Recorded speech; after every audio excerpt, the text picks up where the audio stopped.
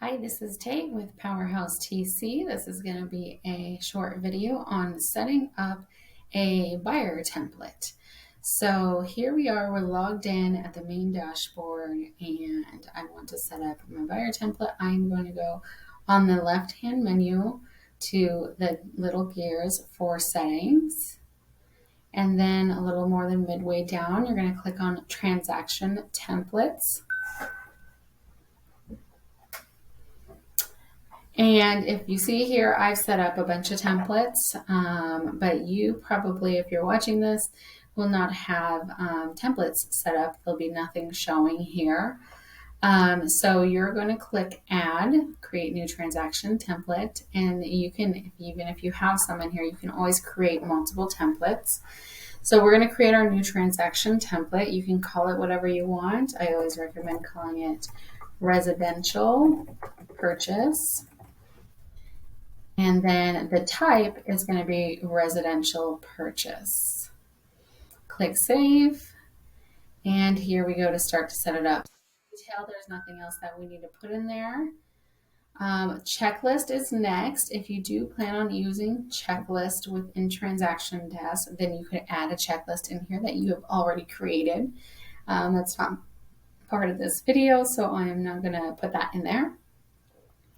But you could just click add and then you would choose from your list of checklists that you have already created. What that does is when you use this template and you create the transaction, apply the template, it'll apply that checklist in your transaction. And so it'll give you reminders of the spuds is due on this day, earnest money is due on this day, things like that. You do have to be coming in here and checking your list all the time if you do plan on using this checklist. All right, so next is contacts. The next thing you want to set up is a contact. If you want somebody listed as a contact in every single transaction that you use this template for, this is where you would add them. Because we're doing a template, do not add them here if you don't want them as a contact on every single transaction. So an example of this would be if you had a transaction coordinator, I add us as a contact in our agents templates so that when they send something for signature or we send something on their behalf for signature, all I have to do is click on the contact that's already set up in there with our email so that we get copied on their emails. So that's when the most use is, I think, out of it that I've seen.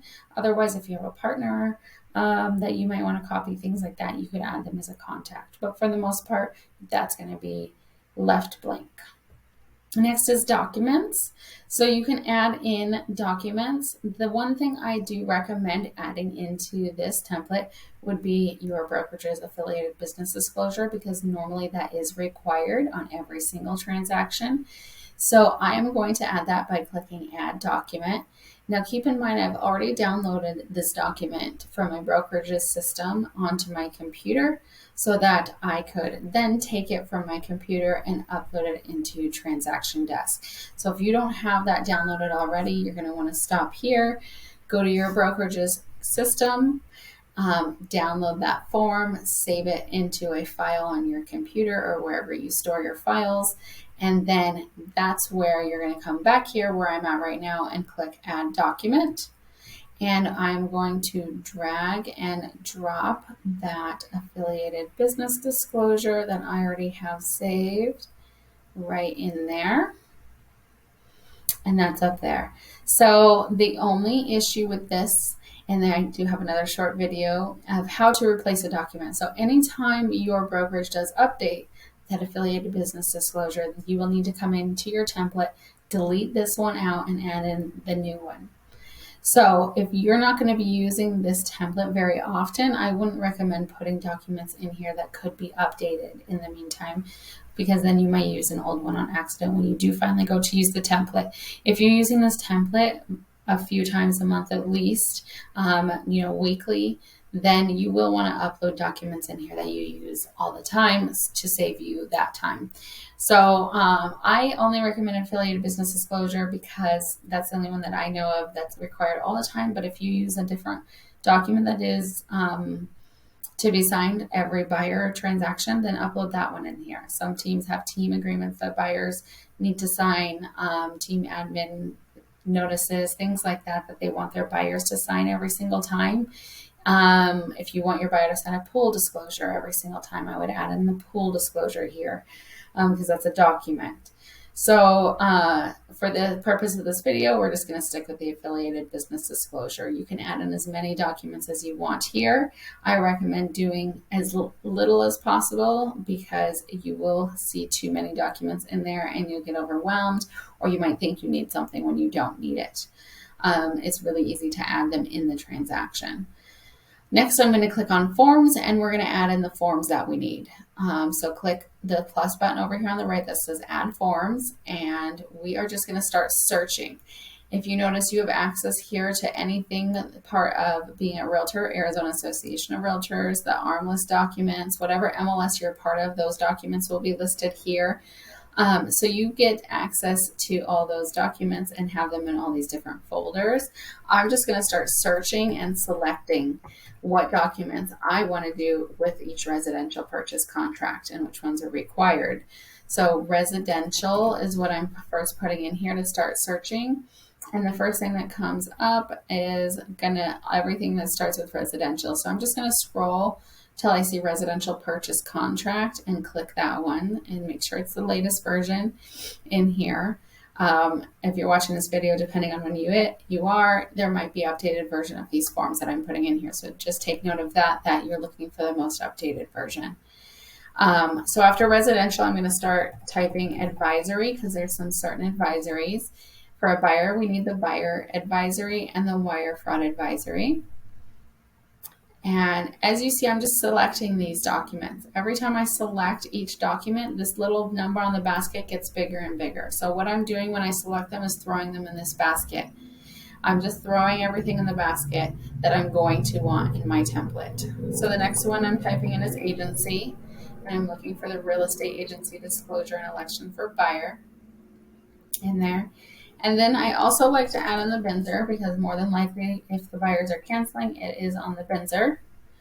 And then from there, you can add in different documents. So those are the main documents that you want on there that are required. But you can add different documents if you feel like adding multiple things into your template. Remember, this is a template. So every time you apply this, it's going to go into your transaction. Some agents like to apply everything that they might use. And so at that point, you would want to be adding in your solar addendum, your buyer contingency addendum, additional clause addendum, things like that in there. If you feel like adding all of those things into your template would get you confused when you create a transaction thinking that you might need that form, then I recommend don't putting them in your template. It does just take a quick second to add them to each transaction. So if you get into a transaction that you're creating and you want to add a buyer contingency addendum, then you can do it at that point. It takes a quick second. So for the sake of the templates, we're just going to do what we normally will use on every single contract. So I have 5 in my basket right here, and that's all I need. I'm going to click add, and it's adding all 5 of these documents in here. You can now reorder them if you wanted to reorder them in a different order just by dragging them.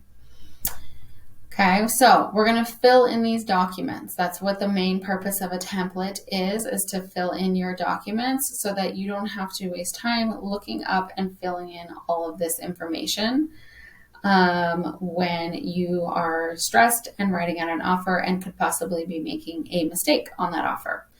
So I pulled up the purchase contract. I check all these boxes here because the buyer can't check them when they're signing. And that just acknowledges that the buyer is reading through this page. And then we're going to just fill in what does not change. So I'm just pulling up some information. All right, so what does not change in here? We're going to skip this full first section here because buyer's name, seller name, address is all going to change. Line 11, earnest money. Now, as I'm filling this in, I always tell people I'm filling it in the way that I like this to read. Make sure as you're filling it in for your template that you're filling in with the words that you like it to read. So on line 11, I like to say to be deposited within 48 business hours.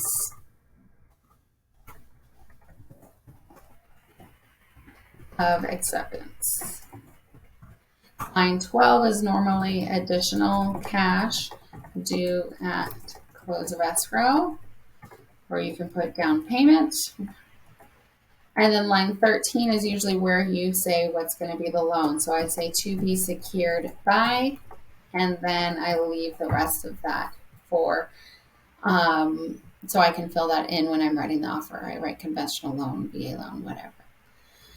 All right, earnest money, you can leave that blank because you don't know that, or if your brokerage allows it, you can click other and TBD, so you never have to fill that in, and the buyers can determine how they want to do that after they've gotten an accepted contract. Line 18, check escrow company. You always want to check escrow company. Our brokers do not want to be responsible for earnest funds. Close of escrow changes, addenda change per contract. So we're just scrolling over all the sections that do change per contract. Appliances. So I'm scrolling all the way down to line 111, appraisal cost. I check buyer on here because 99% of the time, buyer pays for the appraisal. So it's better to have that checked and change it when you're writing the offer if it doesn't apply. I've had to do more addenda for agents that just forget that box and accidentally skip over it because something does have to be checked. So next is escrow company, and this is where a lot of the value of this template does come in, because taking the time to look up your preferred escrow officer's information, or finding an escrow officer in here could delay you getting that offer in. So I like to fill it in. I am going to fill it in with my preferred title and escrow officer right now. Make sure if you have a preferred one that you're putting in your preferred one's information at this point. You can pause the video, look it up, and put that information in. If you don't have a preferred one, you can copy what I'm putting in here, but then I highly recommend you reach out to Chicago Title reps and create a relationship with them to make sure that you like their services and want to use the escrow officer. You never want to be caught not having someone to put in here because you cannot put an offer in without that information in here. All right, if you don't have yours filled in at this point, go ahead and pause the video and finish filling that in. I'm going to continue scrolling down and fill in the rest of the information. So line 211, I put none here only because I know some brokerages require it. So just putting none here, make sure everybody is happy, even agents on the other side. In these boxes where it says a certain number of days before that or blank days, I just fill in the pre-printed numbers so that there's no confusion. Blank boxes cause confusion, so there's no confusion. If you want to change this when you're writing the offer, super simple to come in here and just change the number. And so I will fill it in with that information. All right, line 242. Check sewer system. You don't want to miss this box on accident in an offer, but it can easily be changed when you're writing the offer. If you work in a place where you do a lot of conventional septic, you might want to leave it unchecked and just decide when you're writing your offer. Scroll down to line 275. Again, I'm just going to put that number that's already in the pre-printed language in here. If you like a different amount of days in here, you can do that as well in your template. Now we're coming to home warranty. At this point, if you decide that you don't want to refer home warranties to your buyers, you would just click none on line 296. If you do want to do home warranties for your buyer, you can check a home warranty will be ordered. You always want to check that it's ordered by the buyer so the buyer has the option to choose what plan and options that they want.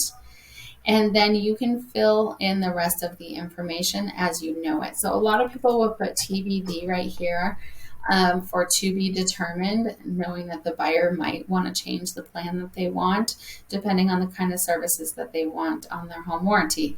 Now, if you have a home warranty relationship with somebody, then you would want to put them here. So I do have one with Old Republic. So I always like to say, I'm going to recommend to the buyer for them to get the Old Republic home warranty, and I put Old Republic in there. If you don't have a preferred home warranty, you can put TBD for to be determined right here. And then you always want to fill in a price.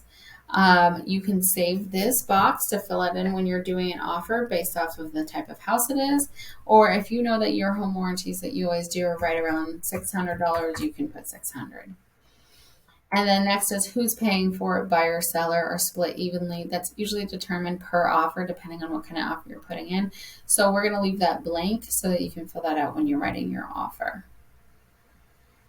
Next is additional terms and conditions. If you have things that you put in every single offer, then you're going to want to write it here. If it's going to change per offer, we're going to leave it blank.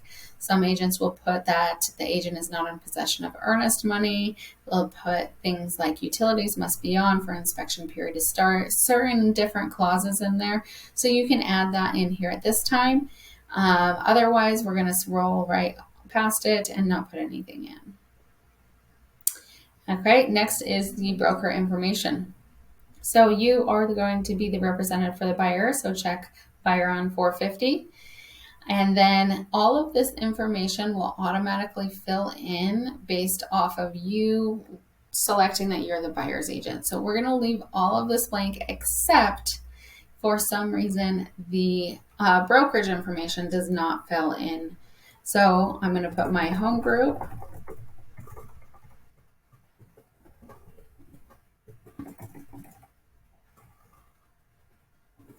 That's the brokerage I'm with. And my HGO2 is my firm MLS code.